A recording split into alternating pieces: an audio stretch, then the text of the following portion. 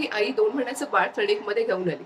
साधारणपणे तिचे कंप्लेंट्स असे होते, की बाळ जेव्हा रडतं, खोकतं किंवा कुंकतं, तर अशा वेळी बेंबीच्या इकडचा भाग जो होतो फुगेर होतो आणि नॉर्मली नंतर तो कमी होऊन जातो.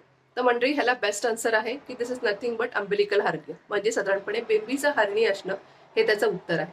तर मंडळी आता हा हार्निया जो असतो हा का होतो? तर इनकम्प्लीट क्लोजर किंवा weakness of the abdominal muscles म्हणजेच incomplete closure of the umbilical ring म्हणजे त्याच्या भोवती जी रिंग असते ती पूर्णपणे बंद नसेल झाली किंवा तिकडचे जे अवयव असतात त्याच्यामध्ये ताकद कमी झाली असेल तर हा प्रकार होतो. दुसरा प्रश्न, अम्बिलिकल हर्नियाची साईज कुठपर्यंत असते? तर mostly less than 1 centimetre to more than 4 to 5 centimetre पर्यंत अम्बिलिकल हर्निया होऊ शकतो. तर ह्याला शस्त्रक्रिया लागते का?